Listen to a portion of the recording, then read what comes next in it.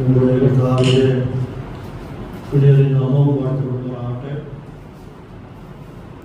കർത്താവ് പ്രിയ സഹോദരി സഹോദരന്മാർ, നിങ്ങൾക്ക് എല്ലാവർക്കും വീണ്ടും മൃതനായ കർത്താവായ യേശു ക്രിസ്തുവിൻ്റെ നാമത്തിലുള്ള വന്ദനങ്ങൾ ഈ സമയത്ത് ഞാൻ നിങ്ങളെ അറിയിക്കുന്നു. ഇന്ന് രാത്രി നമ്മുടെ പഠനത്തിനായിട്ട് നമുക്ക് യാക്കോബിൻ്റെ ലേഖനം 1-ാം അധ്യായം അതിൻ്റെ 5 മുതൽ 12 വരെയുള്ള വാക്യങ്ങൾ നമുക്ക് ധാരാളമായിട്ട് വായിക്കാം. 1-ാം അധ്യായം 5 മുതൽ 12 വരെയുള്ള വാക്യം. നിങ്ങളിൽ ഒരുത്തന് ജ്ഞാനം കുറവാകുന്നുവെങ്കിൽ ഭക്ഷിക്കാതെ എല്ലാവർക്കും ഔദാര്യമായി കൊടുക്കുന്നവനായ ദൈവത്തോട് യാചിക്കട്ടെ, അപ്പോൾ അവന് ലഭിക്കും. എന്നാൽ അവൻ ഒന്നും സംശയിക്കാതെ വിശ്വാസത്തോടെ യാചിക്കണം. സംശയിക്കുന്നവൻ കാറ്റടിച്ച് അറിയുന്ന പഠനത്തിലേക്ക് സമൻ. ഇങ്ങനെയുള്ള മനുഷ്യൻ കർത്താവിങ്കിൽ നിന്ന് വല്ലതും ലഭിക്കുമെന്ന് നിരൂപിക്കരുത്. ഇരുമനസ്സുള്ള മനുഷ്യൻ തൻ്റെ വഴികളിലൊക്കെയും അസ്ഥിരനാകുന്നു. എന്നാൽ വലിയ സഹോദരൻ തൻ്റെ ഉയർച്ചയിലും ധനവാനോ സൂര്യൻ്റെ പൂ പോലെ ഒഴിഞ്ഞു പോകുന്നവനാകുകയാൽ തൻ്റെ എളിമയിലും പ്രശംസിക്കട്ടെ.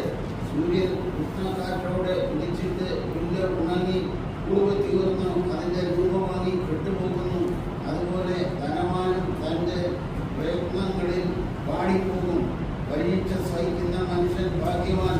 അവൻ കൊള്ളാവുന്നവനായി തെളിഞ്ഞ ശേഷം കർത്താവ് തന്നെ സ്നേഹിക്കുന്നവർക്ക് വാഗ്ദത്തം ചെയ്ത ജീവകിരീടം പ്രാപിക്കും. മാത്രമല്ലാവട്ടെ, കഴിഞ്ഞ ക്ലാസ്സിൽ നാം 1-ാം അധ്യായത്തിൻ്റെ 1 മുതൽ 4 വരെയുള്ള ഭാഗങ്ങളെ ചിന്തിക്കുകയുണ്ടായി. പ്രധാനമായിട്ടും 2-3 വാക്യങ്ങളിൽ പരിശോധനകളെ പറ്റിയാണ് യാക്കോബ് പറഞ്ഞത്. 4-ാം വാക്യത്തിൽ വരുമ്പോൾ എന്തിനാണ് പരിശോധന എന്ന് ആ 4-ാം വാക്യത്തിൽ അദ്ദേഹം പറയുകയാണ്. എന്നാൽ നാം 5-ാം വാക്യത്തിലേക്ക് കടന്നു വരുമ്പോൾ 5-ാം വാക്യത്തിൽ ജ്ഞാനം പ്രാപിക്കാൻ വേണ്ടി പറയും. നമുക്ക് വായിക്കുമ്പോൾ തോന്നുന്നത് പറഞ്ഞു വരുന്നതായിരിക്കുന്ന വിഷയം വിട്ടിട്ട് മറ്റൊരു വിഷയത്തിലേക്ക് വിശ്വാസികളുടെ ചിന്തകളെ കൊണ്ടുപോകുന്നതാണ് നമുക്ക് തോന്നിപ്പോകും. കാരണം ഇതുവരെ പരിശോധനകളെ പറ്റിയാണ് പറഞ്ഞത്. ഇവിടെ പറയുന്നത് ജ്ഞാനത്തെ പറ്റിയാണ്. പരിശോധനയും ജ്ഞാനം നമ്മൾ എന്താണ് ബന്ധം എന്ന് നമുക്ക് ചിന്തിക്കുവാനുള്ള സാധ്യതയാണ്. ഈ വാക്യം പലപ്പോഴും നമ്മുടെ കുട്ടികളോടൊക്കെ പറഞ്ഞു കൊടുക്കുന്ന വാക്യമാണ്. സ്കൂളിൽ പഠിക്കുന്ന കുട്ടികളോട് പറയും, നിങ്ങൾക്ക് വൃത്തി കുറവാണെങ്കിൽ ദൈവം അധികാരമായി തരും എന്ന് വചനത്തിലുണ്ട് എന്ന് അവരെ പറഞ്ഞ് അയച്ചു കേൾപ്പിക്കുന്ന വാക്യമാണ്. തീർച്ചയായിട്ടും ദൈവത്തോട് ചോദിക്കുമ്പോൾ ജ്ഞാനം തരുമെന്നത്, വൃത്തി തരുമെന്നുള്ളത് സ്പഷ്ടമാണ്. എന്നാൽ അതല്ല ഇവിടുത്തെ വിഷയം എന്ന് പറയും. യാക്കോബ് പറയുന്നത് ഈ ജ്ഞാനം അങ്ങനെ പാലിക്കുന്ന ജ്ഞാനമല്ല, മറിച്ച് പറഞ്ഞു വരുന്ന വിഷയത്തെ പാലിക്കുന്ന വിഷയത്തെപ്പറ്റി മാത്രമാണ് ഇവിടെ പറയുന്നത്. അപ്പോൾ തന്നെ 12-ാം വാക്യത്തിലേക്ക് നാം കടന്നു വരുമ്പോൾ അവിടെ പറയുന്നത് പരീക്ഷ സഹിക്കുന്ന മനുഷ്യൻ ഭാഗ്യവാനെന്ന് പറയും. ദൈവവചനത്തിൻ്റെ ഒരു പ്രത്യേകത എന്ന് പറയുന്നത് പറഞ്ഞു വരുന്ന വിഷയത്തിൻ്റെ തുടർമാനമായിട്ടായിരിക്കും മിക്കപ്പോഴും ദൈവവചനത്തിൻ്റെ എഴുത്തുകളും ദൈവവചനം കടന്നു പോകുന്നത്. പരസ്പര ബന്ധമില്ലാതെ ഒരിക്കലും ദൈവവചനം അങ്ങനെ വിവരിക്കാറില്ല. എന്താണ് യാക്കോബ് ഇവിടെ ജ്ഞാനം നിർദ്ദേശിക്കുന്നത്? നാം ചിന്തിക്കുണ്ടായി 2-4 ഭാഗത്ത് നിങ്ങൾക്ക് വീർലാലിക്കുന്ന പരിശോധനകൾ ഉണ്ട് എന്ന് യാക്കോബ് പറയുക. അതിനുശേഷം എന്തിനു വേണ്ടിയാണ് പരിശോധന എന്ന് 4-ാം വാക്യത്തിൽ വ്യക്തമായി യാക്കോബ് പറയുന്നുണ്ട്. എന്തിനുവേണ്ടിയാണ്? നിങ്ങളെ തികഞ്ഞവരും സമ്പൂർണ്ണരും ഒന്നിനും കുറവില്ലാത്തവരും ആക്കി തീർക്കുന്നു. അതാണ് വിശ്വാസത്തിന്റെ പരിശോധന എന്ന് പറയുക. അതായത് ഇത്രയും കാര്യങ്ങൾ, പരിശോധനയുടെ കാരണം എന്താണ് എന്ന് ഞാൻ ഇത്രയും നിങ്ങളോട് പറഞ്ഞിട്ടും നിങ്ങൾക്ക് മനസ്സിലാകുന്നില്ല എങ്കിൽ ഇനി നിങ്ങൾ ദൈവത്തോട് ചോദിക്കുക. എന്നാൽ ആവോളം ഞാൻ നിങ്ങൾക്ക് പറഞ്ഞു തന്നു എന്താണ് പരിശോധന, എന്തിനു വേണ്ടിയാണ് പരിശോധന, ഉദ്ദേശം എന്താണ്, ദൈവം എന്താണ് ഉദ്ദേശിക്കുന്നത് ഒക്കെ പറഞ്ഞിട്ടും നിങ്ങൾക്ക് മനസ്സിലാകത്തില്ല എങ്കിൽ ഇതിനപ്പുറത്ത് എനിക്കൊന്ന് പറഞ്ഞതായിട്ട് പറ്റുകയില്ല. അത് നിങ്ങൾക്ക് എന്ത് ചെയ്യണം? ദൈവത്തോട് ചോദിച്ച് വായിക്കണം. ദൈവത്തോട് ജ്ഞാനം ചോദിക്കുമ്പോൾ, എന്താണ് ഏത് ചോദിക്കുമ്പോൾ ദൈവം നിങ്ങൾക്കത് തരും എന്നാണ് യാക്കോബ് പറയുന്നത്. അപ്പൊ അതുകൊണ്ട് യാക്കോബ് പറയാണ്, ഇനിയും നിങ്ങൾക്ക് മനസ്സിലാക്കാൻ കഴിയുന്നില്ലെങ്കിൽ നിങ്ങൾക്ക് എന്താണ് ആവശ്യമായിരിക്കുന്നത്? ദൈവത്തിനായിരിക്കുന്ന ജ്ഞാനമാണ് ആവശ്യമായിരിക്കുന്നത്. ഞാൻ എന്തിനാണ് കർത്താവേ ഈ വിധ പരിശോധനയിലൂടെ കടന്നു പോകുന്നത് എന്നൊരു ചോദ്യം വിശ്വാസമൂഹത്തിലുണ്ടാകും. ഞാൻ ആർക്കും ഒരു ദോഷവും ചെയ്തിട്ടില്ലല്ലോ എന്ന് പറയുന്നുണ്ടാവും. ഒരു പാപവും ഞാൻ ചെയ്തിട്ടില്ലല്ലോ കർത്താവേ, പിന്നെ എന്തിനാണ് ഈ നിലയിൽ പരിശോധനയിൽ കൂടി ഞാൻ കടന്നു പോകുന്നത് എന്ന ചോദ്യം വരുമ്പോൾ, അത് മനസ്സിലാക്കണമെന്നുണ്ടെങ്കിൽ ദൈവത്തിൽ നിന്നുണ്ടായിരിക്കുന്ന ജ്ഞാനം പ്രാപിച്ചത് മാത്രമേ സാധ്യമാകൂ. ഇവിടെ ഉപയോഗിച്ചിരിക്കുന്ന വാക്ക്, ജ്ഞാനത്തിൽ ഉപയോഗിച്ചിരിക്കുന്ന വാക്ക് സോഫിയ എന്ന് പറയുന്ന ഒരു പദമാണ്. അതിൻ്റെ അർത്ഥം വിസ്ഡം എന്നാണ്. രണ്ട് പദങ്ങൾ നമുക്ക് ഇംഗ്ലീഷിൽ കാണാൻ കഴിയുന്നുണ്ട്. ഒന്ന് നോളജും മറ്റൊന്ന് വിസ്ഡവും. നോളജ് എന്ന് പറയുമ്പോൾ അത് പഠനത്തിൽ കൂടി ലഭിക്കുന്ന, വായിച്ച് ലഭിക്കുന്നതാണ് നോളജ് എന്ന് പറയുന്നത്, അറിവ്. എന്നാൽ വിസ്ഡം, ജ്ഞാനം എന്ന് പറയുന്നത് അത് പ്രായോഗികമായി ലഭിക്കുന്ന ഒരു വിഷയം, പ്രായോഗികമായിട്ട് കിട്ടുന്നതാണ്. ഉദാഹരണം പറഞ്ഞാൽ, നമുക്ക് എല്ലാവർക്കും അറിയാം, മഴ പെയ്യുമ്പോൾ സ്വാഭാവികമായിട്ട് എല്ലാ മനുഷ്യരും നനയാതെ മാറി നിൽക്കും. മഴ നനയാതെ മാറിയിരിക്കും. ഈ മഴ നനയാതെ മാറി നിൽക്കണോ എന്നുള്ള അറിവ് സ്കൂളിൽ നിന്നോ ഡിഗ്രി പരിപാടിയിൽ നിന്നോ റിസർച്ച് നടത്തിയിരുന്നുള്ള അറിവല്ല. അത് സ്വാഭാവികമായിട്ടുണ്ടായിരിക്കുന്ന അറിവാണ്. അത് ദോഷമാണ്. അതിന് പ്രത്യേകിച്ച് റിസർച്ചിന്റെ ആവശ്യമൊന്നുമില്ല. നമുക്ക് നമ്മളിൽ തന്നെ ഉണ്ടായിരിക്കുന്ന അറിവാണ്. ആയതുപോലെ തന്നെ യാക്കോബ് വിശ്വാസം ഉറപ്പിക്കുകയാണ്, ഈ വിധത്തിലായിരിക്കുന്ന പരിശോധനകൾ, ബഹുവിധമായിരിക്കുന്ന പരിശോധനകൾ വിശ്വാസം കടന്നു പോകുമ്പോൾ എന്തിനാണ് എന്ന് എത്ര പ്രാർത്ഥിച്ചിട്ടും ആലോചിച്ച് മനസ്സിലാക്കുന്നില്ല എങ്കിൽ ഇനി നിങ്ങൾക്ക് ആവശ്യമായിരിക്കുന്നത് അതിന് ഉദ്ദേശം എന്താണ്, ദൈവത്തോട് അടുത്ത് എന്ന് ചോദിക്കുക എന്നതാണ്. നമുക്ക് ദൈവത്തിന്റെ പരിശോധനകളെ പറ്റി അറിയാൻ കഴിയുന്നില്ലെങ്കിൽ, നമ്മുടെ ജീവിതത്തിൽ വരുന്ന പരിശോധനകളെ അറിയാൻ കഴിയുന്നില്ലെങ്കിൽ നമുക്ക് ഒരിക്കലും ദൈവത്തിന്റെ പദ്ധതികളെ പറ്റി തിരിച്ചറിയുവാനും സാധ്യമല്ല. ഇവിടെ യാക്കോബ് പറയുന്നത്, അത് മനസ്സിലാക്കണമെന്നുണ്ടെങ്കിൽ we must keep on asking. നാം തുടർമാനമായിട്ട് ചോദിച്ചുകൊണ്ട് ഇരിക്കണം. ഒരു പ്രാവശ്യം ചോദിച്ചുകൊണ്ട് ഉത്തരം കിട്ടിയെന്ന് വരികയില്ല. എന്താണ് അതിന്റെ ഉദ്ദേശശുദ്ധി എന്നുള്ളത് തുടർമാനമായിട്ട് നിങ്ങൾ ചോദിച്ചുകൊണ്ടേ ഇരിപ്പീൻ. ആ ഒരു ഭാഷയാണ്, ആ ഒരു ലാംഗ്വേജ് ആണ് ഇവിടെ ഉദ്ദേശിക്കുന്നത്. തുടർമാനമായിട്ട് ദൈവത്തോട് ചോദിച്ചുകൊണ്ടിരിക്കുക. അപ്പോൾ ദൈവം നിങ്ങൾക്ക് അത് തരും എന്നുള്ളതാണ്. അങ്ങനെ തുടർമാനമായിട്ട് ദൈവത്തോട് ചോദിക്കുമ്പോൾ അവിടെ യാക്കോബ് പറയുന്ന ഒരു വിഷയമുണ്ട്. നിങ്ങൾ ഒരുത്തിന് ജ്ഞാനം കുറവാകുന്നു എങ്കിൽ ഫൽസിക്കാതെ എല്ലാവർക്കും ഔദാര്യമായി കൊടുക്കുന്നതിനായ ദൈവത്തോട് യാചിക്കട്ടെ. അവിടെ ഒരു പ്രത്യേക വാക്കുണ്ട്, ഫൽസിക്കാതെ എന്ന് പറഞ്ഞു.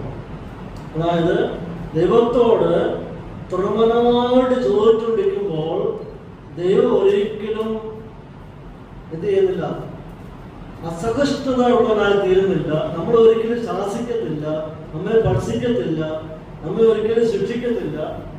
മറിച്ച് നമ്മൾ തുടർമാനമായി ചോദിച്ചുകൊണ്ടിരിക്കുമ്പോൾ ദൈവം എന്താ ചെയ്യുന്നത്? ഔദാര്യമായിട്ട് അവനത്.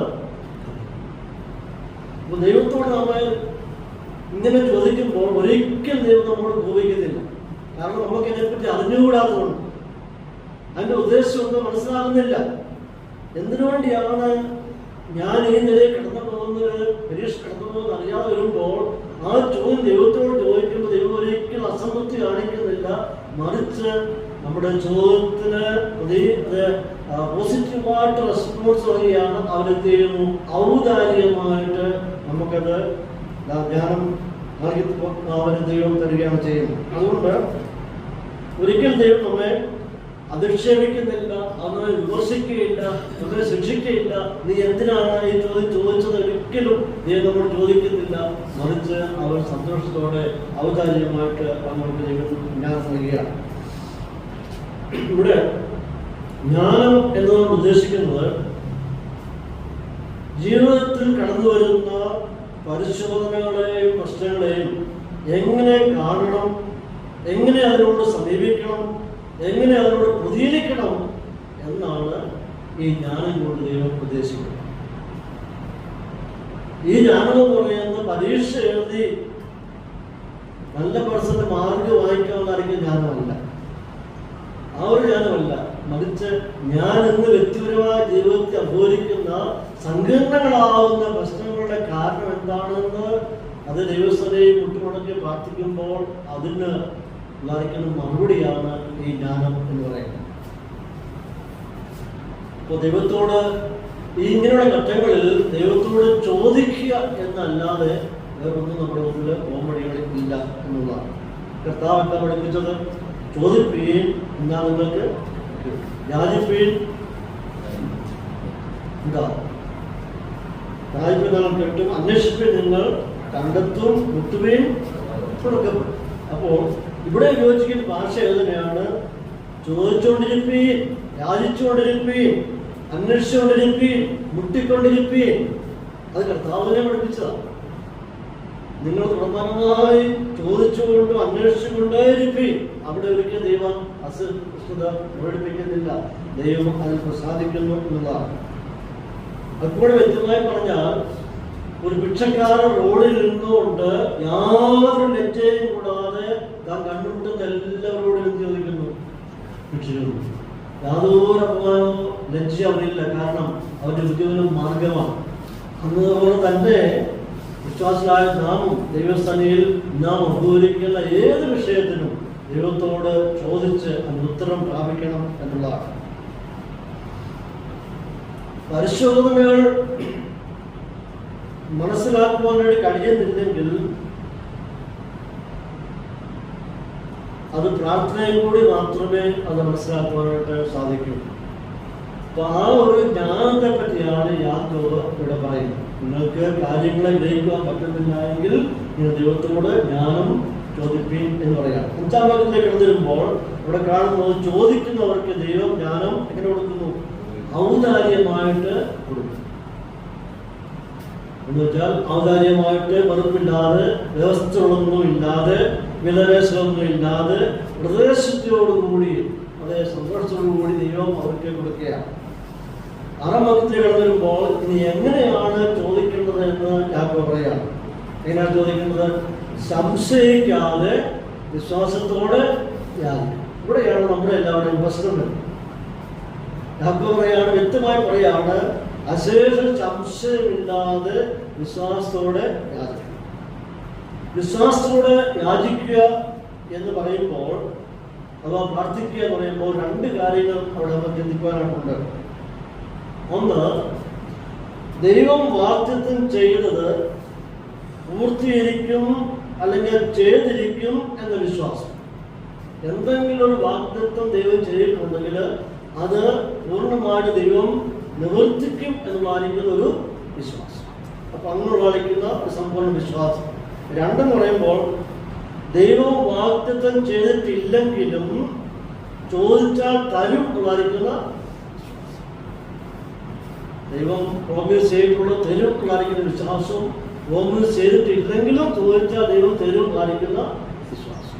അവിടെയാണ് നമ്മുടെ വിശ്വാസത്തിന്റെ അളവ് അളക്കുന്നത്. യാക്കോബ് പഠിപ്പിക്കുന്നത് വിശ്വാസം പ്രാർത്ഥനയുടെ ഒരു അടിസ്ഥാന തത്വമാണ്. കേവലം പ്രാർത്ഥിക്കുക മാത്രമല്ല, അതിനകത്ത് വിശ്വാസം കൂടി അടങ്ങിയിരിക്കുന്നു. അത് നടക്കും, ദൈവം നടത്തി തരും എന്നുള്ളതായിരിക്കുന്ന ഒരു ഘടകം കൂടി അതിനകത്ത് അടങ്ങിയിട്ടുണ്ട്. നാം എല്ലാവരും പ്രാർത്ഥിക്കുന്നവരാണ്, പ്രാർത്ഥനയെപ്പറ്റി എല്ലാവർക്കും നന്നായി അറിയാവുന്നവരാണ്, പ്രാർത്ഥനയിൽ വളരെ സമയം ചെലവഴിക്കുന്ന ദൈവമക്കളാണ് എല്ലാവരും. പക്ഷെങ്കിൽ പ്രാർത്ഥനയും വിശ്വാസവും ഏത് നിലവാരത്തിലാണ് എന്ന് യാക്കോബ് ഇവിടെ പഠിപ്പിക്കുകയാണ്. ഇത് പ്രാർത്ഥിക്കുന്നുവെങ്കിൽ ആ പ്രാർത്ഥനയ്ക്ക് മറുപടി കിട്ടും എന്ന് പറയുന്ന പൂർണ്ണമായിട്ടുള്ള ഒരു വിശ്വാസം കൂടി എനിക്ക് ആവശ്യമാണ്.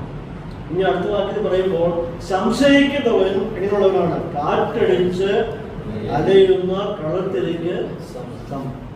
ആരെങ്കിലും സംശയിക്കുന്നുവെങ്കിൽ ഞാൻ പ്രാർത്ഥിക്കുന്നു, ആ പ്രാർത്ഥനയ്ക്ക് ഉത്തരം കിട്ടുമോ കിട്ടത്തില്ലയോ, കിട്ടത്തില്ലായിരിക്കും എന്ന് മാനിക്കുന്ന സംശയത്തോടുകൂടിയാണ് പ്രാർത്ഥിക്കുന്നതെങ്കിൽ അവനെപ്പറ്റി യാക്കോബ് പറയുന്നത് അവൻ കാറ്റടിച്ച് അലയുന്ന കടൽത്തിരക്ക് സമം. അവിടെ ഇംഗ്ലീഷിൽ പറയുന്നത് ബ്ലോൺ ആൻഡ് ടോസ്, അതായത് കടലിൽ നിന്നും വലിയ തിരമാലകൾ അടിയിച്ച് പൊങ്ങിയ ജലത്തോട്ട് വരുന്നു, വലിയ പൊക്കത്തിൽ ഇങ്ങനെ വരിക. അത് വന്നിട്ട് കരയ്ക്ക് മുട്ടിയിട്ട് തിരിച്ച് ഫലമായിട്ടങ്ങ് പിരിഞ്ഞു മാറുക. അതേ നിലവാരത്തിൽ പോകുന്നില്ല, വന്നിട്ട് തിരിഞ്ഞു പോകുമ്പോൾ ഇത് ചെതറി പല ഭാഗങ്ങളോട്ട് മെല്ലെ ഫലം മാത്രമായിട്ട് പോവുകയാണ്. വന്ന വരവ് ശക്തമായിട്ട് കയറി വന്നത് അതേ ഒരു രാഷ്ട്രീയ യാത്ര ഉപയോഗിച്ചിരിക്കുന്നത്. നിങ്ങളുടെ പ്രാർത്ഥനകൾ ഇങ്ങനെയായിരുന്നു, വലിയ ശക്തമായ പ്രാർത്ഥനയായിരുന്നു. പ്രാർത്ഥന കഴിഞ്ഞപ്പോഴേക്കും എന്ത് ചെയ്യുന്നു? ഒരിടത്തും എത്താതെ അവൻ്റെ ഇങ്ങനെ മെല്ലെ മടങ്ങിട്ട് പോവുകയാണ്. സംശയിക്കുന്നവൻ ഇങ്ങനെയുള്ളവന് സമാനമാണ് എന്ന് യാക്കോബ് പറയുക. അതായത് ഒന്ന് ഹൊറിസോണ്ടലായിട്ട് വന്നു, മറ്റൊന്ന് വെർട്ടിക്കലായിട്ട് മടങ്ങിപ്പോയി. അതായത് കാറ്റടിച്ച് അത് എങ്ങും എത്താതെ ഒരു പ്രയോജനം ഉണ്ടാകാതെ അത് തിരിച്ച് എവിടെയൊക്കെയോ കൊണ്ടുപോയി എന്നാണ് യാക്കോബ് പറയുക. ഇവിടെ യാക്കോബ് പറയുന്നത്, ഒരുവൻ വിശ്വസിക്കുന്നു ദൈവം ഈ വിഷയത്തിന് ഒരു പരിഹാരം നടത്തിത്തരും എന്ന് അറിഞ്ഞുകൊണ്ട് കാത്തിരിക്കാം എന്ന് പറഞ്ഞ ശേഷം, അതായത് ഞാൻ കഴിക്കുന്ന പ്രാർത്ഥനയ്ക്ക് മറുപടി ദൈവം തരും എന്ന് ഉള്ളിൽ പൂർണ്ണമായിട്ട് നിശ്ചയിച്ച ശേഷം അവന്റെ മനസ്സ് പറയുന്നു. അതിനുശേഷം അവന്റെ ഇഷ്ടമുള്ള തീരുമാനം അവന് ദൈവസ്ഥാനത്തിൽ പ്രാർത്ഥിച്ചു. അതിനുശേഷം തീരുമാനം എടുക്കുന്നത് സ്വന്തം ഇഷ്ടപ്രകാരം. അതായത് ഒരു ദിവസം ദൈവത്തോട് പ്രശ്നങ്ങൾ പറയുന്നു, പിറ്റേ ദിവസം സ്വന്തം ഇഷ്ടപ്രകാരം പോകും. ഒരു മറുപടിയും കിട്ടുന്നില്ലല്ലോ, പരിഹാരമൊന്നും കാണുന്നില്ലല്ലോ, അതുകൊണ്ട് സ്വയമായിട്ട് അവന് പരിഹരിക്കുക. ഇങ്ങനെയുള്ള ധാരാളം ആൾക്കാരൊക്കെ ഉണ്ടാവുന്നു. ദിവസം ഒത്തിരി ഞാൻ പ്രാർത്ഥിച്ചു, ഇനി മറുപടി ഇല്ലായിരിക്കും, അതുകൊണ്ട് എൻ്റെ ഇഷ്ടപ്രകാരം ഞാനങ്ങ് ചെയ്യുക. അതേപ്പറ്റി യാക്കോബ് പറയാണ്, ഇങ്ങനെയുള്ളവരാണ് കാറ്റടിച്ച് സംശയിക്കുന്നവർ. ഇവർ കാറ്റടിച്ച് അലയുന്ന കളത്തിലേക്ക് എന്ന് വെച്ചാൽ നമുക്ക് ക്ഷമയില്ല, നമുക്ക് വെയിറ്റ് ചെയ്യാനായിട്ട് പറ്റുന്നു. ദൈവം മറുപടി തരും, അല്ലെങ്കിൽ നാളെ അതിനൊരു വളർച്ച ഉണ്ടാവും, ഉയർച്ച ഉണ്ടാവും, മാറ്റം ഉണ്ടാവും എന്ന് അത്രമാത്രം വിശ്വസിക്കാനായിട്ട് പറ്റുന്നില്ല. ഞാനിവിടെ ഉറപ്പിച്ച് കാണുമായിരിക്കും, ഈ ചെടിയൊക്കെ വളർത്തുന്നത് എനിക്ക് വലിയ ഇഷ്ടമുള്ളതാണ്. എൻ്റെ ചെറുപ്പകാലത്ത് ധാരാളം ഈ കമ്പുകളൊക്കെ കൊണ്ട് റോസക്കമ്പുകളൊക്കെ കൊണ്ട് പൊഴിച്ചു കൊടുക്കും. ഞാൻ പൊഴിച്ചു വെച്ചിട്ട് 2 ദിവസം കഴിഞ്ഞ് നോക്കും, മുളകൊക്കെ ഉണ്ടോ നോക്കും, കാണുന്നു. എന്നാ പൊക്കി നോക്കുമ്പോൾ ചെറിയ വേരിങ്ങനെ വരും, വീണ്ടും അത് കുത്തിയിടും. പിന്നെ ഒരാഴ്ച കഴിഞ്ഞ് നോക്കുമ്പോൾ മുളയൊന്നും കാണുന്നില്ല, പിന്നെയും പൊക്കി നോക്കും, അപ്പോഴും ചെറിയ വേരുകൾ ഇങ്ങനെ വരും. ഒരിക്കലും കിളുക്കത്തുമില്ല, ഒരിക്കലും കിളുക്കാൻ സമ്മതിക്കത്തില്ല. എന്നതുപോലെ നമുക്ക് എന്ത് ചെയ്യുന്നു? ദിവസമേ പ്രാർത്ഥിച്ചിട്ട് ഒന്ന് പേഷ്യൻ്റായിട്ട് ക്ഷമയോടെ കാത്തിരിക്കാനായിട്ട് പറ്റുകയും. ഇതിലൂടെ നിങ്ങൾക്കറിയാമോ, ഞങ്ങളിപ്പം എത്തിരിക്കുന്ന വീടിന് വേണ്ടി 23 വർഷം അതിൻ്റെ പ്ലാൻ വരച്ച് എൻ്റെ ബൈബിളിൻ്റെ ഭാഗത്ത് വെച്ച് ബോർഡ് പ്രാർത്ഥിക്കുമ്പോഴെടുത്ത് പ്രാർത്ഥിക്കും, തിരിച്ചു വെക്കും, പ്രാർത്ഥിക്കും, തിരിച്ചു വെക്കും. ഇടയ്ക്കിടയ്ക്ക് ചെറിയ മോഡിഫിക്കേഷൻ വരുത്തും, ഡിസൈനൊക്കെ ചെറിയ രീതിയിൽ മാറ്റി 23 വർഷം വരച്ചും എടുത്തും പ്രാർത്ഥിച്ച ശേഷമാണ് ഇപ്രകാരം വീട് പണി വന്ന് ഇവിടെ ആകുന്നത്. പ്രിയപ്പെട്ടവരെ, നമുക്ക് വളരെ ക്ഷമ ആവശ്യമാണ്, വളരെ പ്രാർത്ഥന ആവശ്യമാണ്. അപ്പോൾ തന്നെ ദൈവസ്ഥനെ വളരെ ക്ഷമയോടെ കാത്തിരിക്കുന്ന ഒരു മനോഭാവം കൂടി നമുക്ക് ഉണ്ടാകേണ്ട ആവശ്യമാണ്. അത് പലപ്പോഴും നമുക്കില്ല എന്നുള്ളതാണ് ഒരു വസ്തുത എന്ന് പറയുന്നത്. അപ്പോൾ വിശ്വാസം ഇല്ലാതിരിക്കുകയും നടക്കുകയില്ല എന്ന് ചിന്തിക്കുന്നവർ പ്രാർത്ഥിക്കാതിരിക്കുന്നതാണ്. മനസ്സിലായോ? വിശ്വാസം ഇല്ലാതിരിക്കുകയും ഇത് നടക്കത്തില്ല എന്ന് ചിന്തിക്കുകയും ചെയ്യുന്നുവെങ്കിൽ പ്രാർത്ഥിക്കാതിരിക്കുന്നതാണ്. സംശയിക്കുന്നവർക്ക് കർത്താവിൽ ഒന്നും ലഭിക്കില്ല. സംശയിക്കുന്നു. അപ്പൊ ദൈവം അത് നടത്തി തരും കാണിക്കുന്ന വിശ്വാസത്തോടുകൂടി മുമ്പോട്ട് പോകണം. ഇവിടെ ഇരിക്കുന്ന ഓരോ പ്രിയപ്പെട്ടതും മറവാൻ കഴിയും. ഓരോരുത്തർക്കും സാക്ഷ്യപ്പെടാൻ പറ്റും. എത്രയോ വർഷങ്ങൾ പ്രാർത്ഥനത്തിന്റെ മറുപടി ദൈവം തന്നു. ദൈവം എത്രയോ നല്ലവനാണെന്ന് ഓരോരുത്തരും പ്രഭാവം കഴിയും. അതുകൊണ്ട് വിശ്വാസികളെ ഒരിക്കലും നമ്മുടെ ആത്മാർത്ഥമായി പ്രാർത്ഥിക്കുമ്പോൾ ആ വിഷയം ജനുവനാണെങ്കിൽ നമുക്ക് അതിനുവേണ്ടി പ്രാർത്ഥിക്കാം. ദൈവം പറയുന്നത് ഭക്തന്മാരുടെ ആഗ്രഹത്തെ എന്ത് ചെയ്യും? ദൈവം സാധിക്കും. അപ്പോൾ ദൈവം തീർച്ചയായിട്ടും അത് മാനിക്കും, മറുപടി തരും. അത് ജനുവനായിരിക്കണം, അല്ലാതെ സംശയത്തോടുകൂടി ഒരിക്കലും പ്രാർത്ഥിക്കാനായിട്ട് ഇടയാകരുത്. അപ്പോൾ ഇവിടെ കാറ്റ് കൊണ്ടുവന്നിട്ട് കാറ്റ് തന്നെ അതിനെ തിരിച്ചുകൊണ്ട് പോയി എന്നാണ് പറയാം. ഇനി 8-ാം വാക്യത്തിൽ കടന്നു വരുമ്പോൾ ഇവർ ഇങ്ങനെയുള്ളവർ സംശയിക്കുന്നവർ ഇരുമനസ്സുള്ളവർ തൻ്റെ വഴികളിലെല്ലാം അസ്ഥിരൻ ആകും. ഡോക്ടർ പറയാണ് ഇങ്ങനെയുള്ളവർ ആരാണ്? ഇരുമനസ്സുള്ളവരാണ്, തൻ്റെ വഴികളിലൊക്കെയും അസ്ഥിരൻ ആകും. ഇപ്പൊ രണ്ടിന്റെ നടുവിലായി നാം നിൽക്കും. വിശ്വാസവും അവിശ്വാസവും തമ്മിൽ ചേർന്ന് പോകത്തില്ല. ഇങ്ങനെയുള്ളവരെ പറ്റി ഏലിയാവ് ഒരിക്കൽ പറയുണ്ടായി, നിങ്ങൾ എത്രത്തോളം ഏത് തോണിയിൽ യാത്ര ചെയ്യും? യഹോവ ദൈവമുമ്പിൽ അവനെ അനുഗമിക്കുകയും ബാലെങ്കിലോ അവരെ അനുഗമിക്കും. എത്രത്തോളം നിങ്ങൾ ഇരു തോണിയിൽ ആലോചിച്ചിരിക്കും. യഹോവയാണ് ഭരിക്കുന്നതെങ്കിൽ ആത്മാർത്ഥമായ ദൈവത്തെ സേവിക്കുക. ബാലിനെയാണ് സേവിക്കാൻ ആഗ്രഹിക്കുന്നതെങ്കിൽ ബാലിന്റെ പുറകെ രണ്ടും കൂടെ ഒരിക്കലും നമുക്ക് സാധിക്കുകയില്ല. ലവോദിക്ക സഭയോട് കർത്താവ് ഇങ്ങനെയാണ് അവരെ പറ്റി പറയുന്നതാണ്, നിങ്ങൾ ശീതവാനുമല്ല കൃഷ്ണവാനും. വിശ്വാസി എന്ന പ്രവൃത്തിയുടെ വിശ്വാസി എന്ന് അവകാശപ്പെടുന്നു, പ്രവൃത്തിയുടെ തെളിയിക്കുന്നത് അവിശ്വാസിയായിരിക്കുന്ന പ്രവൃത്തികൾ. അവൻ ജീവിതത്തിൽ ഉടനീളം അസ്ഥിരൻ ആകുന്നു എന്ന് ഇവിടെ യാക്കോബ് പറയാം. ഇതേ കൂട്ടരെപ്പറ്റിയുള്ള കർത്താവ് പറയുണ്ടായി, രണ്ട് യജമാനന്മാരെ സേവിപ്പാൻ ആർക്കും കഴിയും. അങ്ങനെ ചെയ്താൽ ഒരുത്തനെ പകച്ച് മറ്റവനെ സ്നേഹിക്കും, അതല്ല എങ്കിൽ ഒരുത്തനോട് പറ്റിച്ചേർന്ന് മറ്റവനെ നിരസിക്കും എന്ന് കർത്താവ് പറയാം. അപ്പോൾ രണ്ടുപേരെയും നമുക്ക് സേവിക്കാൻ പറ്റുകയില്ല, രണ്ട് നിലവാരത്തിൽ നമുക്ക് വിശ്വാസം നയിക്കാൻ പറ്റുകയില്ല. ഓശയ പ്രകാരം 7-ാം അധ്യായത്തിന്റെ 12-ാം വാക്യത്തിൽ പ്രകാരം അവിടെ വായിക്കുന്നുണ്ട്, എഫ്രൈം ബുദ്ധിയില്ലാത്ത പൊട്ടപ്രാവുകളെ പോലെ ആവും. എഫ്രൈമിനെ പറ്റി പറയാണ്, അവർ ബുദ്ധിയില്ലാത്ത പൊട്ടപ്രാവിനെ പോലെ ആവും. എന്താണ്? അവർ ചിലപ്പോൾ മിസ്രൈമിലേക്കും പോവും, ചിലപ്പോൾ അശൂരിലേക്കും പോവും, ചിലപ്പോൾ ദൈവത്തിലേക്കും പോവും. എല്ലായിടത്തും പോവും. അങ്ങനെയുള്ള ആൾക്കാരുണ്ട്. ജീവിതത്തിൽ എന്തെങ്കിലും പ്രയാസം വരുമ്പോൾ എവിടെയൊക്കെ പോകാൻ പറ്റുമോ, ഏതെല്ലാം പുണ്യസ്ഥലങ്ങളിൽ പോകാൻ പറ്റുമോ അവിടെ എല്ലാം പോകും. ദൈവത്തിന് വിശ്വാസം. മണനാട് പോകും, അവിടെ പുതുപ്പള്ളി വരും, പിന്നെ പരിമലയ്ക്ക് പോകും, അത് കഴിഞ്ഞിട്ട് പന്നിരിക്കലേക്ക് പോകും, അതിനുശേഷം ഭരണങ്ങാനത്തിൽ പോകും, സ്വർഗീയത്തിലും പോകും, എല്ലായിടത്തും. ഇങ്ങനെയുള്ളവർ അസ്ഥിരൻ എന്നാണ് കർത്താവ്. ഇരു മനസ്സുള്ളവർ. അപ്പോൾ ദൈവത്തിൽ പൂർണ്ണമായി വിശ്വസിക്കുന്നുവെങ്കിൽ ഈ വിഷയം എന്താണ് ചെയ്യുന്നത്? സഭയുടെ ശ്രദ്ധയേറിയ പ്രാർത്ഥന ആണ് എല്ലാത്തിനും പരിഹാരം. ആദിമ സഭയുടെ ചരിത്രം അങ്ങനെയാണ്. അപ്പോസ്തലന്മാരൊക്കെ ജയിലിൽ കിടന്നപ്പോൾ എന്താ ചെയ്തത്? സഭ അവർ ശ്രദ്ധയോടെ പ്രാർത്ഥിച്ചു. യാക്കോബ് പറയുന്നുണ്ട്, സഭയുടെ ശ്രദ്ധയേറിയ പ്രാർത്ഥന അധികം. അപ്പോൾ പ്രാർത്ഥനയിൽ പോരാടുക എന്നല്ലാതെ പരസ്പരം അത് കൈകോർത്ത് പിടിച്ചുകൊണ്ട് പരസ്പരം മനസ്സ് ചേർന്നുകൊണ്ട് പ്രാർത്ഥിച്ചു കഴിഞ്ഞാൽ ഏത് സങ്കീർണമായ വിഷയമായാലും പരിഹാരം ഉണ്ട് എന്നുള്ളത് വളരെ സ്പഷ്ടം.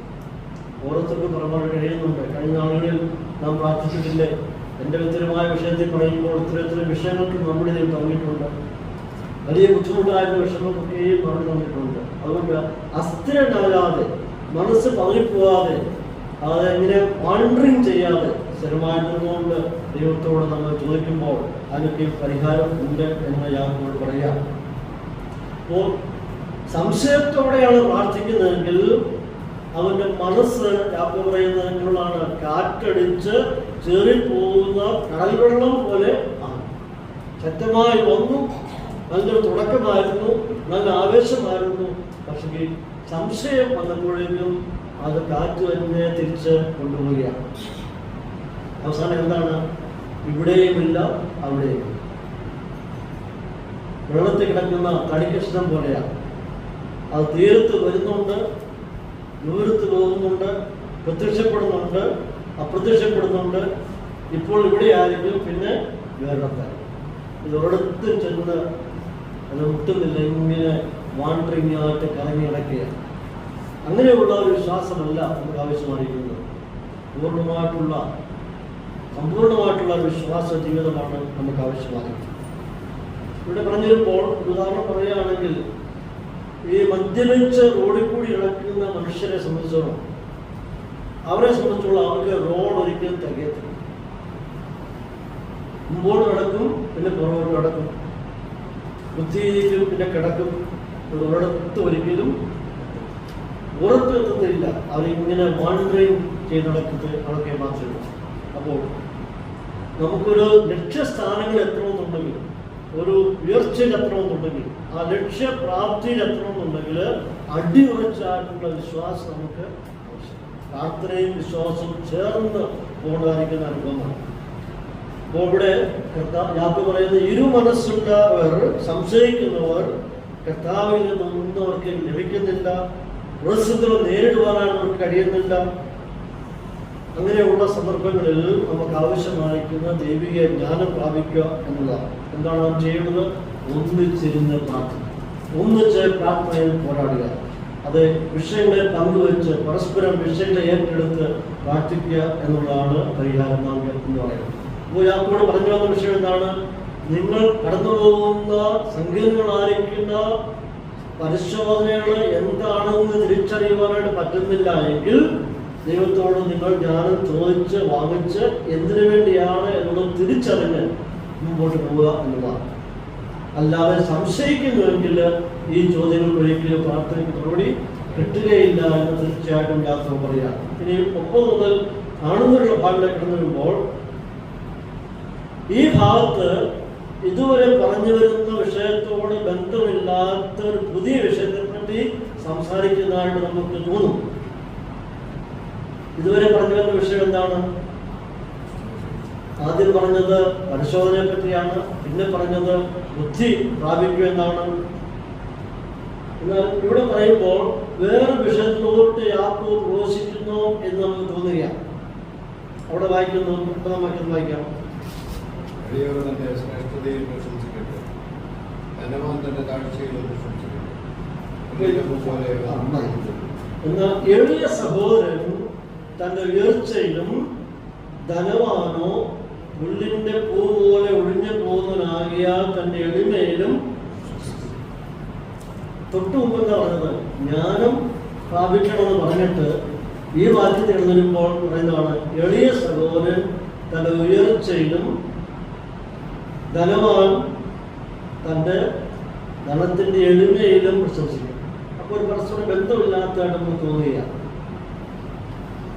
ഇവിടെയും ഈ വാക്യത്തിലും പറഞ്ഞു വരുന്ന വിഷയത്തിന്റെ പ്രമാണമായി തന്നെയാണ് യാക്കോബ് പറഞ്ഞു വരുന്നത്.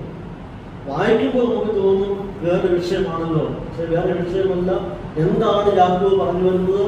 അതിന്റെ കണ്ടിന്യൂഷൻ തന്നെയാണ് ഇവിടെ പറയുന്നത്. ഈ ഭാഗത്ത് 2 വ്യക്തികളെ പറ്റി നാം വായിക്കും. ഒന്ന്, എളിയ സഹോദരൻ. അത്തരം ട്രാൻസ്ലേഷൻ എളിയവൻ തന്റെ ശ്രേഷ്ഠതയിൽ പ്രശംസിക്കും. എളിയവൻ തന്റെ ശ്രേഷ്ഠതയിൽ പ്രശംസിക്കും. എളിയ സഹോദരന്റെ നമ്മുടെ ഭാഷയിൽ എളിയ സഹോദരൻ എന്ന് പറയുന്നുണ്ട്. പിന്നെ പറഞ്ഞ ധനവാൻ എന്ന് പറയും. ഇതിനകത്ത് ഉള്ള ട്രാൻസ്ലേഷൻ ആണ്. എന്നാൽ എളിയ സഹോദരൻ തന്റെ ഉയർച്ചയിലും ധനവാനോ പുല്ലിന്റെ പൂ പോലെ കൊഴിഞ്ഞു പോകുന്നവനാകിയാൽ തന്റെ എളിമയിലും പ്രശംസിക്കും. അപ്പൊ 2 വ്യക്തികളെ പറ്റി ഇവിടെ പറയും. ഒന്ന് എളിയ സഹോദരൻ അല്ലെങ്കിൽ പൂർമാൻ, രണ്ടാമത് ധനവാൻ, റിച്ചമാൻ. 2 പേരോടും പറയുകയാണ് നിങ്ങൾ പ്രശംസിക്കും. പൂർമാൻ അവന്റെ അവസ്ഥയിലും പ്രശംസിക്കട്ടെ, റിച്ചമാൻ അവന്റെ അവസ്ഥയിലും പ്രശംസിക്കട്ടെ എന്ന് പറയാം. ഇവിടെ ഒരാൾ തികച്ചും എളിയ സാഹചര്യത്തിലാണ് അവൻ ജീവിക്കുന്നത്. പൂർ പേഴ്സൺ, ഒന്നുമില്ലാത്തവൻ. അപ്പൊ എളിയ നിലവാരത്തിലാണ് അവൻ ജീവിച്ചു വരുന്നത്. ഒരുപക്ഷെ ഇവർ സാമ്പത്തികമായ ബുദ്ധിമുട്ട് അനുഭവിക്കുന്നതായിരിക്കാം, ഒരിക്കൽ സാമാന്യം നല്ല നിലവാരത്തിലൊക്കെ ജീവിച്ച് വന്ന വ്യക്തിയായിരിക്കാം. എന്നാൽ വിശ്വാസത്തിന്റെ പേരിൽ പീഡനം നേരിട്ടപ്പോൾ എല്ലാം വിട്ട് വെറുങ്കൈയായി പോകേണ്ട സാഹചര്യം.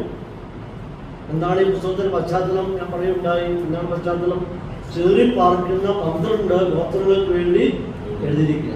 എന്തുകൊണ്ടാണ് ചേറിപ്പോയത്? വിശ്വാസത്തിന്റെ പേരിൽ അവർക്ക് ഉപദ്രവവും പീഡനം വന്നപ്പോൾ അവര് യെരൂശലേം വിട്ട് നാനാഭാഗങ്ങോട്ട് വന്നു.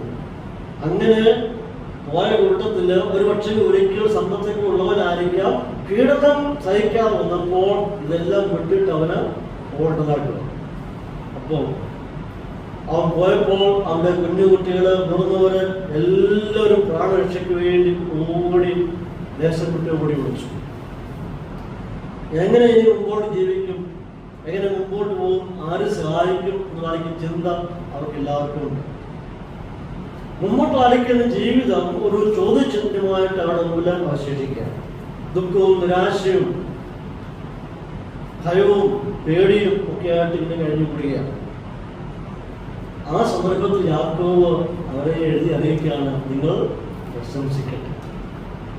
അവിടെ മൂലഭാഷയിൽ ഉപയോഗിച്ചിരിക്കുന്നതിന്റെ വാക്കിന്റെ അർത്ഥം സന്തോഷിപ്പിക്കുക, പ്രശംസിക്കുകയല്ല, സന്തോഷിക്കട്ടെ. ഈ നിങ്ങളുടെ ഇപ്പോഴത്തെ അവസ്ഥയിൽ നിങ്ങൾ എന്ത് ചെയ്യണം? സന്തോഷിപ്പി എന്ന് പറയുന്നത്.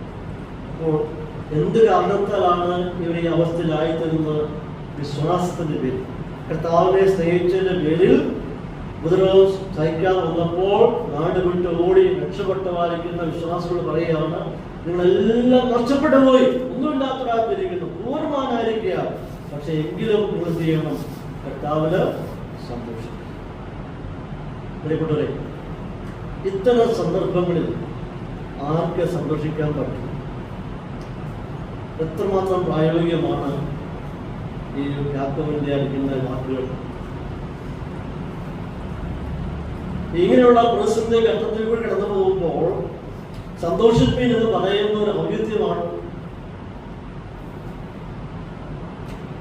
ഒരാൾ ഐസിയുവിൽ ഇങ്ങനെ ഓക്സിജൻ മാസ്കൊക്കെ വെച്ച് കിടക്കുന്ന വ്യക്തിയോട് നമ്മുടെ അടുത്ത് പറയാത്ത സാരമില്ല, സന്തോഷിക്കും എന്ന് പറയുമ്പോൾ അദ്ദേഹത്തിന്റെ ഫീലിംഗ് എത്രമാത്രം ഉണ്ടായിരിക്കും? അതുപോലെ തന്നെയാണ്. പക്ഷേ യാക്കോബ് പറയുന്നത്, നിങ്ങൾക്ക് ഈ ഭൂമിയിൽ എല്ലാം നഷ്ടപ്പെട്ടു, എല്ലാം കൈവിടപ്പെട്ടു പോയി, എന്നാൽ ഉത്തമ സമ്പത്ത് നിങ്ങൾക്ക് ദൈവത്തിനിൽ ഇവിടെ എല്ലാവർക്കും നഷ്ടപ്പെട്ടു പോയോ, അതിനുപരിയായി വലിയ സമ്പത്ത്, വലിയ ഉത്തമ സമ്പത്ത് അവൻ നിങ്ങൾക്കായ സ്വർഗത്തില് സൂക്ഷിച്ചു വെച്ചിരിക്കുന്നു, കരുതി വെച്ചിരിക്കുന്നു. നഷ്ടപ്പെട്ടതിനെ ഓർത്തല്ല സന്തോഷിക്കേണ്ടത്, പ്രാപിക്കാൻ പോകുന്നതിനെ ഓർത്ത്. ഇവിടെ നഷ്ടപ്പെട്ടു പോയി, അത് കൈവിട്ടു പോയി, പക്ഷെ നിങ്ങൾക്കായിട്ട് വലിയ സമ്പത്ത് ദൈവം നിങ്ങൾക്കായിട്ട് അവിടെ കരുതി വച്ചിരിക്കുന്നു. അത് പ്രാർത്ഥനയിൽ കണ്ട് ആ പ്രത്യാശയോടുകൂടി അതിനെ ഓർത്ത് സന്തോഷിപ്പീൻ എന്നാണ് യാക്കോബ് പറയുക. വലിയൊരു ആഹ്വാനമാണ്. അങ്ങനെയുള്ള ആയിരിക്കുന്ന ഘട്ടങ്ങളിൽ വിശ്വാസത്തിൽ ധൈര്യം പകരുന്ന വലിയ അറിയപ്പെടാതിരിക്കുന്ന ദൂതാണ് ഇവിടെ യാക്കോബ് പറയുക. അതിന്റെ അർത്ഥം ആർക്കും അപഹരിക്കാൻ പറ്റാത്ത, ഓരോ സൃഷ്ടിക്ക് പോലും ഒരു വ്യക്തിക്ക് പോലും എടുത്തുകൊള്ളാൻ പറ്റാത്ത ആത്മീയമായിരിക്കുന്ന വലിയ സമ്പത്ത് ദൈവം നിങ്ങൾക്കായ സ്വർഗത്തില് കരുതി സൂക്ഷിച്ചു വെച്ചിരിക്കുന്നു. അതിനെ ഓർത്ത് പ്രത്യാശയുടെ കണ്ണുകൾ കൊണ്ട് കണ്ടുകൊണ്ട് നിങ്ങൾ ദൈവത്തിൽ സന്തോഷിക്കും. നമ്മുടെ ഭൗതിക വിഷയങ്ങളല്ല ദൈവം പരിശോധനയ്ക്ക് എടുക്കുന്നത്, മറിച്ച് നമ്മുടെ ആത്മീയ അവസ്ഥ. ഭൗതിക വിഷയങ്ങളെല്ലാം നഷ്ടപ്പെട്ടതുകൊണ്ട് ദൈവം ഒരിക്കലും അതിനെ വലിയ മുഖവിലക്കെടുക്കുന്നില്ല, മറിച്ച് നമ്മുടെ ആത്മീയ അവസ്ഥയാണ് ടെസ്റ്റ് ചെയ്യുന്നത്. നാം 7 തലങ്ങളിൽ എത്തി നിൽക്കുന്നു എന്നുള്ള ടെസ്റ്റാണ് നാം ഉപയോഗിക്കുന്നത്. ആത്മീയ ജീവിതത്തെയാണ് ദൈവം പരിശോധിക്കുന്നത്. ലോകത്തിലെ ദൃഷ്ടിയിൽ അങ്ങനെയുള്ള വ്യക്തികളൊക്കെ, വിശ്വാസങ്ങളൊക്കെ ഒരു മാലിന്യമായിട്ട് മറ്റുള്ള കടന്നു പോയേക്കാം. എന്നാൽ ദൈവത്തെ ദൃഷ്ടിയിൽ ഇവർ ആരാണ്? വിലയേറിയവരാണ്. ഒന്നേക്കാട്ടിലും വിലയേറിയവരാണ് ഇങ്ങനെയുണ്ടായിരിക്കുന്ന വിശ്വാസികളുടെ ജീവിതം എന്ന് പറയുന്നത്. പ്രിയമുള്ളവരെ, അങ്ങനെ നാം ചിന്തിക്കുമ്പോൾ എല്ലാവിധമായിരിക്കുന്ന ആത്മീയ സമ്പത്തുകളും അവർ നമുക്കായി ഉന്നതങ്ങളെ സൂക്ഷിച്ചു വെച്ചിരിക്കുകയാണ്. ഇതിനെപ്പറ്റി പത്രോസ് അപ്പോസ്തലൻ പറയുന്നത് വളരെ ശ്രദ്ധേയമായിട്ടുള്ള വിഷയമാണ്. നമുക്ക് 1 പത്രോസ് 1:3 മുതൽ 6 വരെയുള്ള ഭാഗം വായിക്കാം. നമ്മുടെ കർത്താവായ യേശുക്രിസ്തുവിന്റെ പിതാവായ ദൈവത്തിന്റെ സ്തോത്രം. അവർ മരിച്ചവരിടയിൽ നിന്നുള്ള യേശുക്രിസ്തുവിന്റെ പുനരുത്ഥാനത്താൽ തന്റെ കരുണാധിക്യ പ്രകാരം നമ്മുടെ ജീവിത പ്രത്യാശയ്ക്കായി അന്ത്യകാലത്ത് വെളിപ്പെടുവാൻ ഒരുങ്ങിയിരിക്കുന്ന രക്ഷയ്ക്ക് വിശ്വാസത്താൽ ദൈവശക്തിയിൽ കാക്കപ്പെടുന്ന നിങ്ങൾക്ക് വേണ്ടി സ്വർഗത്തിൽ സൂക്ഷിച്ചിരിക്കുന്നതും നിങ്ങൾക്ക് വേണ്ടി സ്വർഗത്തിൽ സൂക്ഷിച്ചിരിക്കുന്നതും ക്ഷയം, വാട്ടം, മാലിന്യം എന്നിവയില്ലാത്തതുമായ അവകാശത്തിനായി തന്നെ വീണ്ടും ജനിപ്പിച്ചിരിക്കുന്നു. അപ്പൊ നമുക്ക് ദൈവം എത്രയോ ആത്മീയ അനുഗ്രഹങ്ങൾ, ശ്രേഷ്ഠമായിരിക്കുന്ന നന്മകളാണ് അവർ നമുക്കായി ഒരിക്കലും നഷ്ടപ്പെട്ടു പോകാത്ത. ഇവിടെ യാക്കോബ് വിശ്വാസം ഓർപ്പിക്കുമ്പോൾ അവിടെ കൈവശം ഉണ്ടായിരുന്ന എല്ലാം നഷ്ടപ്പെട്ടു പോയി, എല്ലാം വിട്ട് ഓടിപ്പോയി. എന്നാൽ യാക്കോബും പത്രോസും പറയുകയാണ്, ക്ഷയം, മാറ്റം, മാലിന്യം ഒന്നുമില്ലാത്ത ഉത്തമമായിട്ടുള്ള ഒരു സമ്പത്ത് അവരിലേക്കായി ഒരുക്കി വെച്ചിരിക്കുന്നു. അതിൽ നിങ്ങൾ സന്തോഷിപ്പിക്കും. രണ്ടാമത്തെ ആള് പറയുമ്പോൾ, രണ്ടാമത്തെ വ്യക്തി അവൻ തികച്ചും ഉയർന്ന സ്ഥാനത്താണ് ജീവിക്കുന്നത്. അവന് ഉന്നതമായിട്ടുള്ള നിലവാരത്തിൽ ജീവിക്കുന്നു. ഈ ധനവാന്റെ അവസ്ഥയെപ്പറ്റി യാക്കോബ് പറയുന്നത്, സൂര്യൻ ഉഷ്ണക്കാറ്റോടെ ഉദിച്ചിട്ട് പുല്ല് ഉണങ്ങി പൂ തീർന്ന് അതിന്റെ രൂപഭംഗി കെട്ടുപോകുന്നു. അതുപോലെ ധനവാന് തന്റെ പ്രയത്നങ്ങളിൽ മാറി. അവന്റെ അവസ്ഥ എന്താണ്? ഒരുപക്ഷെ യാക്കോബ് ഈ ഒരു ചിന്ത യെശയ്യാപ്രവചനം 40:6 മുതൽ 8 വരെയുള്ള ഭാഗത്തു നിന്നായിരിക്കാം ഉച്ചരിച്ചിരിക്കുന്നത്. അവിടെ നിന്ന് എടുത്തായിരിക്കേണ്ട വേദഭാഗമായിരിക്കാം. ഇവിടെ പറയുന്ന ധനവാൻ ആരാണ് നമുക്ക് അറിഞ്ഞുള്ളത്. പക്ഷെ 2 പേരോടും യാക്കോബ് പറയുന്നത്, നിങ്ങൾ എന്ത് ചെയ്യണം? പ്രശംസിപ്പീൻ എന്നാണ്. പൂർമാനോടും റിച്ചുമാനോടും ഒരുപോലെ യാക്കോബ് പറയാണ്, അവരെ പ്രശംസിക്കട്ടെ. അങ്ങനെ 2 പേരോട് പ്രശംസിക്കട്ടെ എന്ന് പറയുമ്പോൾ തീർച്ചയായിട്ടും ഈ ധനവാനെന്ന് പറയുന്ന മനുഷ്യനും പക്ഷേ വിശ്വാസം തന്നെ ആയിരിക്കാം, അല്ലെങ്കിൽ പ്രശംസിക്കട്ടെ എന്ന് പറയേണ്ട ആവശ്യമില്ല. ഇവരോട് 2 പേരോട് ഒരുപോലെ യാക്കോബ് പറയുകയാണ്, നിങ്ങൾ സന്തോഷിപ്പിക്കും. ചിലർ പറയുന്നത്, എളിയ സഹോദരൻ പറയുന്നത് വിശ്വാസിയാണ്, ധനവാൻ എന്ന് പറയുന്നത് അവിശ്വാസിയാണ്. പക്ഷെ 2 പേരോട് ഒരുപോലെ യാക്കോബ് പറയുന്നത് നിങ്ങൾ പ്രശംസിക്കട്ടെ അല്ലെങ്കിൽ സന്തോഷിക്കട്ടെ എന്നാണ്. അവിടെ കൂടെ നമ്മൾ മനസ്സിലാക്കാൻ കഴിയുന്നത്, പക്ഷെ 2 ആൾക്കാരും വിശ്വാസികൾ തന്നെയാണ്. ഇവിടെ ധനവാനും ദരിദ്രനും പരിശോധനയിൽ കൂടി ഒരുപോലെ കടന്നു പോവുകയാണ്. 2 കൂട്ടരും പരിശോധനയിൽ കൂടി കടന്നു പോവുകയാണ്. എന്താണ് പരിശോധിക്കപ്പെടുന്നത്? അവിടെ വിശ്വാസം നിലവാരമാണ് പരിശോധിക്കപ്പെടുന്നത്. 2 പേരും ഒരേ സമയത്ത് പരിശോധന കടന്നു പോവുകയാണ്. ഈ പരിശോധന 2 കൂട്ടരെയും ഒരേ സമനിലയിൽ കൊണ്ടുവന്ന് നിർത്തിയിരിക്കുകയാണ്. ഒരേ തലത്തിൽ കൂടി 2 പേരും കടന്നു പോവുകയാണ്. ഒരാള് ക്രിസ്തുവിനുള്ള വിശ്വാസം മൂലം ദരിദ്രനായി തീർന്ന വിശ്വാസി സന്തോഷിക്കട്ടെ. രണ്ടാമത്, ക്രിസ്തുവിനുള്ള വിശ്വാസം മൂലം സമ്പന്നനായി തീർന്ന വിശ്വാസിയും സന്തോഷിക്കും. 2 പേരോടും പറയാണ്, നിങ്ങൾ സന്തോഷിക്കും. ധനവാനോടും പറയാണ്, നീ എളിമ ധരിച്ച് സന്തോഷിക്കും. ദൈവം നിന്നെ എത്രത്തോളം അനുഗ്രഹിച്ചതനുസരിച്ച് ഉയർന്നു പോകാതെ നീ അല്പം താഴോട്ട് വന്ന് എളിമ ധരിച്ച് നീ ചെയ്യണം. ഓ എളിയ സഹോദരൻ ഇവിടെ ഒന്നുമില്ല, എനിക്ക് ഉത്തമ സമ്പത്ത് അവിടെ ഉണ്ടെന്ന് അറിഞ്ഞുകൊണ്ട് അത് വിശ്വാസ കണ്ണുകൾ കണ്ടുകൊണ്ട് നീ അതിനെ ഓർത്ത് സന്തോഷിക്കുക. ധനവാനോട് പറയുകയാണ്, എല്ലാ ദൈവത്തിനും തന്നിട്ടുണ്ട്. അപ്പോൾ ദൈവം അല്പം കൂടെ ഒരു കഴിവ് താഴോട്ട് വന്നിട്ട് എളിമയുള്ളവനാ തീർന്നിട്ട് നിനക്കും ഉത്തമ സമ്പത്തുണ്ട് എന്ന് അറിഞ്ഞുകൊണ്ട് നീയും. അപ്പോൾ 2 കൂട്ടിൽ ഒരുപോലെ സന്തോഷിക്കണം എന്ന് പറയുകയാണ്. ഇവിടെ നമുക്ക് ചിന്തിക്കുമ്പോൾ കാണാൻ കഴിയുന്നത്, ദരിദ്രൻ ഭൂമിയിലെ ദാരിദ്ര്യം മറക്കട്ടെ, ധനവാൻ ഭൂമിയിലെ സമ്പത്തും. ഞാൻ ദരിദ്രനാണ് എന്നുള്ള വസ്തുത നീ മറന്നില്ല. ഞാൻ സമ്പന്നനാണ് എന്നുള്ളത് ഞാൻ അതാണ് ഇവിടുത്തെ പ്രധാനമായിട്ട് അഭിഷേകം എന്ന് പറയുന്നത്. ഇതിലൊന്നും അല്ല, ഈ കാണുന്ന ഭൗതികതയിലല്ല, മറിച്ച് ദൈവത്വാനിക്കുന്ന പൂർണ്ണ വിശ്വാസം.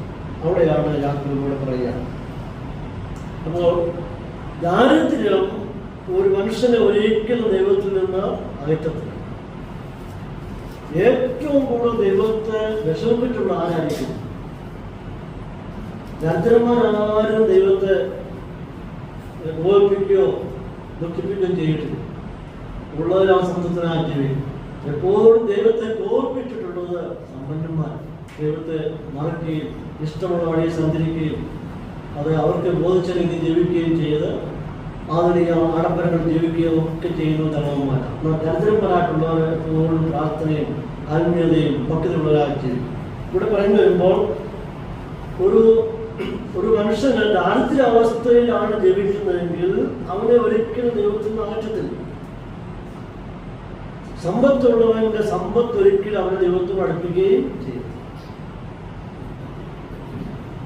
ഒരാളിപ്രായം പറയുണ്ടായി, സമ്പത്തൊക്കെ എന്ന് പറയുന്ന ഒരു എവർ റോളിംഗ് ട്രോഫി പോലെ. എന്താണ് എവർ റോളിംഗ് ട്രോഫിയുടെ പ്രത്യേകത? എവർ റോളിംഗ് ട്രോഫി എന്ന് പറയുന്നത് എൻ്റെ വീട്ടിലിരിക്കുന്ന ആള് വേറൊരാളെ വീട്ടിലിരിക്കും, അതാണ് ഇങ്ങനെ കരയിക്കൊണ്ടിരിക്കും. ഇതൊന്നും നിലനിൽക്കുന്നതല്ല, അതിങ്ങനെ മാറിക്കൊണ്ടേയിരിക്കും. അപ്പോൾ ദൈവം ഒരു വിശ്വാസിയെ ടെസ്റ്റ് ചെയ്യുന്നതിന് പലവിധമായിരിക്കുന്ന ഉദ്ദേശങ്ങളുണ്ട്. കാലമാക്കി പാടി ചിന്തിക്കുണ്ടായി 3 കാര്യങ്ങൾ യാക്കോബ് പറഞ്ഞിട്ടുണ്ട്. 1, അവൻ നമ്മെ തികഞ്ഞവരാക്കുന്നു. 2, നമ്മെ വിശ്വാസ സമ്പന്നരാക്കുന്നു. 3, ഒന്നിനും കുറവില്ലാത്തവരായി അഥവാ ആത്മീയമായി ഒന്നിനും കുറവില്ലാത്തവരായി നമ്മെ തീർക്കുന്നു എന്ന് യാക്കോബ് പറയാണ്. ഇവിടെ ദൈവത്തെ തെളിയിക്കാൻ പറയുന്നത് ദൈവമക്കൾ വിശ്വാസത്തില് കലർപ്പില്ലാത്തവരായി മാലിന്യം കേൾക്കാത്തവരായി ജീവിക്കണം എന്നുള്ളതാണ്. അപ്പൊ അത് മാറിക്കുന്ന ഒരു മാർഗം കൂടി ദൈവം കണ്ടുവച്ചിട്ടുണ്ട്. നാം എല്ലാവരും പരാജയപ്പെടുന്നവരാണ്, തെറ്റ് ചെയ്യുന്നവരാണ്, ആ തെറ്റിൽ ആവർത്തിച്ച് ജീവിക്കുന്നവരാണ്, അങ്ങനെ പോകുന്നവരാണ്.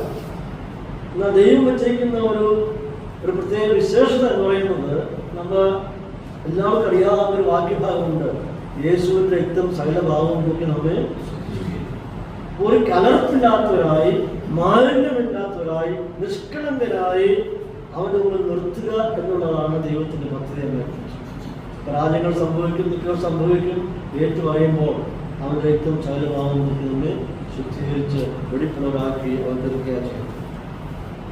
അപ്പൊ ഇങ്ങനെയുള്ള ജീവിത അനുഭവം കടത്തിക്കൊണ്ട് പോയിട്ട് അഥവാ പരിശോധനയും കൂടി കടത്തി വിട്ടിട്ട് വിശ്വാസത്തിന്റെ മാറ്റം എത്രമാത്രം ഉണ്ട് എന്ന് തെളിയിച്ചെടുക്കുന്നതായിരിക്കുന്ന ഒരവസരമാണ്. വില്യം പെൻ എന്ന് പറയുന്ന ഒരു മനുഷ്യൻ ഇപ്രകാരം പറയുണ്ടായി, no pain no palm, no തോട്ട് no throne, no gall no glory, no cross no crown. അതായത് വേദനയുള്ളവന് മാത്രമേ എന്തിൻ്റെ ആവശ്യമുള്ളൂ? ബാമിൻ്റെ ആവശ്യം. വേദനയില്ലെങ്കിൽ ബാമിൻ്റെ ആവശ്യം ഇല്ല. മുള്ളുകളില്ലെന്നുണ്ടെങ്കിൽ ഒരിക്കലും കിരീടങ്ങൾക്ക് ലഭിക്കില്ല. നമ്മുടെ ജീവിതം മുഴുവൻ മുള്ളുകളുടെ അനുഭവമാണ്. മുള്ളുകൾ ഉണ്ടെങ്കിൽ കിരീടം നമുക്ക് ലഭിക്കുകയുള്ളൂ. നോ ഗാഡ് നോ ഗ്ലോറി, അതായത് കയ്പിന്റെ അനുഭവം ഉണ്ടെങ്കിൽ മാത്രമേ മഹത്വത്തിന്റെ ആയിരിക്കുന്ന ഒരനുഭവത്തിലേക്ക് തോന്നാൻ പറ്റുകയുള്ളൂ. ക്രൂസ് അല്ലാതെ ഒരിക്കലും എന്തില്ല, ക്രൗൺ നമുക്ക് ഇവിടെ പറയുന്നത് സമ്പന്നനോട് പറയാണ്, നിങ്ങൾ എളിമ ധരിച്ച് ദൈവത്തില് സന്തോഷിക്കും. ദരിദ്രനോട് പറയാണ്, പ്രത്യാശ കണ്ടുകൊണ്ട് നിങ്ങൾ അതിലും സന്തോഷിക്കും. 2 കൂട്ടരും ഒരുപോലെ സന്തോഷിക്കട്ടെ എന്ന് പറയുകയാണ്. പ്രിയപ്പെട്ട ദൈവങ്ങളെ, നമ്മുടെ മുമ്പിൽ അറിയിക്കുന്ന വെല്ലുവിളി എന്താണ്? ഏതവസ്ഥയിലും ദൈവത്തില് അതിനെല്ലാം പുസ്തകൻ ഫിലിപ്പിലായിട്ട് പറഞ്ഞത്, സന്തോഷിപ്പീൻ എന്ന് ഞാൻ പിന്നെയും നിങ്ങളോട് പറയും. അപ്പോൾ ജീവിതത്തിലെ എല്ലാ ഘട്ടങ്ങളിലും സന്തോഷിക്കുക എന്നതാണ് നമുക്ക് ആഗ്രഹം. നിരാശപ്പെട്ടു പോകും, സങ്കടപ്പെട്ടു പോകും, ജീവിതത്തിൽ ഇങ്ങനെ തിരമാല വരുന്ന പോലെ ഇങ്ങനെ മാറി മറിഞ്ഞു പോകും. ഇന്നത്തെ അവസ്ഥയായിരിക്കും നാളത്തെ അവസ്ഥ. ഇങ്ങനെ മാറി പറഞ്ഞുകൊണ്ടേയിരിക്കും. കാലാവസ്ഥ മാറുപോലെ മാറിക്കൊണ്ടിരിക്കും. ഏതവസ്ഥയിലും നമുക്ക് സന്തോഷിക്കാനായിട്ട് ഇടയാകുമെങ്കിൽ അതിൽ പല സന്തോഷമായിരിക്കുന്നില്ല. പ്രഥമ വചനം കടന്നു വരുമ്പോൾ അവിടെ പറയുന്നതാണ്, പരീക്ഷ സഹിക്കുന്ന മനുഷ്യൻ ഭാഗ്യവാൻ, അവൻ കൊള്ളാവുന്നവനായി തെളിഞ്ഞ ശേഷം കർത്താവ് തന്നെ സ്നേഹിക്കുന്നവർക്ക് വാഗ്ദത്തം ചെയ്ത ജീവകിരീടം. 5-ാം വാക്യത്തിൽ ജ്ഞാനം പ്രാപിക്കട്ടെന്ന് പറയുന്നു.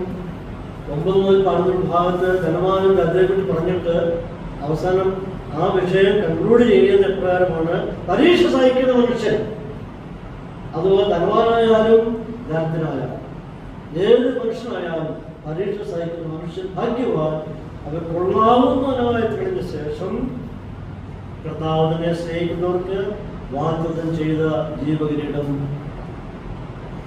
ഇവിടെയും പരീക്ഷ എന്ന വാക്കിന്റെ അർത്ഥം 2-ാം വാക്യത്തിൽ ഉപയോഗിച്ചിരിക്കുന്ന അതേ വാക്ക്.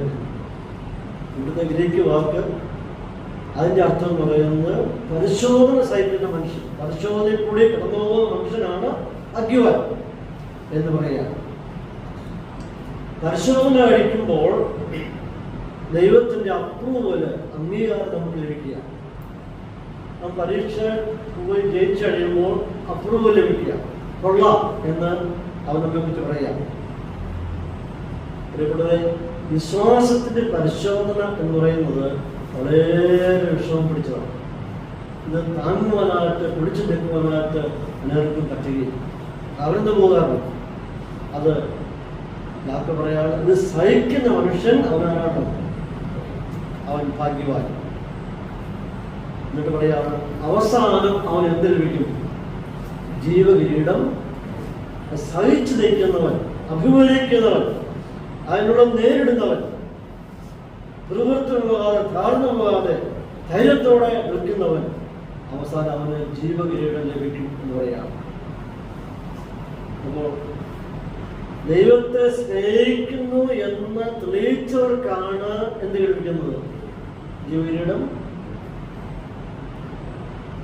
ഞാൻ ദൈവത്തെ ഏത് പ്രതിസന്ധി ഘട്ടത്തിൽ നിന്നുകൊണ്ട് അഭിമുഖിച്ച് അതിനെ തരണം ചെയ്യുമ്പോൾ ഞാൻ തെളിയിക്കുകയാണ്, ഞാൻ ദൈവത്തെ ആഴമായി സ്നേഹിക്കുന്നു.